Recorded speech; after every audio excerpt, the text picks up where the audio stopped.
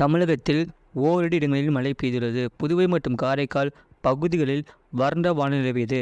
அடுத்த 7 தினங்களுக்கான வானிலை முன்னறிவிப்பு மற்றும் எச்சரிக்கை. தென்னிந்திய பகுதிகளில் மேல் ஒரு வளிமண்டல மேலடுக்கு சுழற்சி நிலவுகிறது. இதன் காரணமாக 19ஆம் தேதி வரை தமிழகத்தில் ஓரிரு இடங்களிலும் புதுவை மற்றும் காரைக்கால் பகுதிகளிலும் இடி மற்றும் மின்னலுடன் கூடிய லேசான மழை முதல் மிதமான மழை பெய்யக்கூடும். 21ஆம் தேதி வரை தமிழகத்தில் ஓரிரு இடங்களிலும் புதுவை மற்றும் காரைக்கால் பகுதியிலும் லேசான மழை முதல் மிதமான மழை பெய்யக்கூடும். அடுத்த 5 தினங்களுக்கான அதிகபட்ச வெப்பநிலை 19ஆம் தேதி வரை அடுத்த 5 தினங்களுக்கு தமிழகம், புதுவை மற்றும் காரைக்கால் பகுதிகளில் ஓரிரு இடங்களில் அதிகபட்ச வெப்பநிலை 2 முதல் 3 டிகிரி செல்சியஸ் இயல்பை விட அதிகமாக இருக்கக்கூடும். சென்னை மற்றும் புறநகர் பகுதிகளுக்கான வானிலை முன்னறிவிப்பு. அடுத்த 24 மணி நேரத்தில் வானம் பொதுவாக மேகமூட்டத்துடன் காணப்படும். நகரின் ஒரு சில பகுதிகளில் மாலை அல்லது இரவு வேளையில் இடி மற்றும் மின்னலுடன் கூடிய லேசான மழை முதல் மிதமான மழை பெய்யக்கூடும்.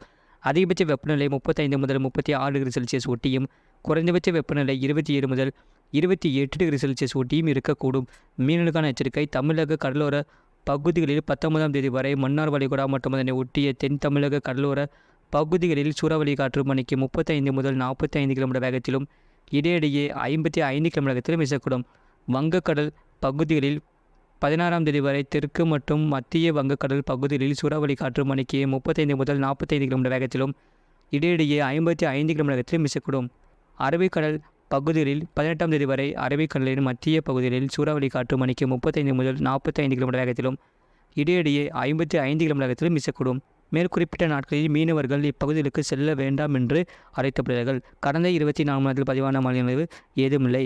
அதிகபட்ச வெப்பநிலை புதுவை மற்றும் காரைக்கால் பகுதிகளில் பொதுவாக இயல்பை ஒட்டியும் ஓரிரு இடங்களில் இயல்பை விட அதிகமாகவும் ஓரிரு இடங்களில் இயல்பை விட குறைவாகவும் இருக்கக்கூடும்.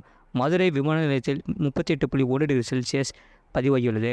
இதுபோன்ற செய்திகளை உடனுக்குடன் அறிந்து கொள்ள மறக்காமல் சேனலை சப்ஸ்கிரைப் செய்யுங்கள். மற்றொரு தெரியப்படுத்த ஷேர் செய்யுங்கள்.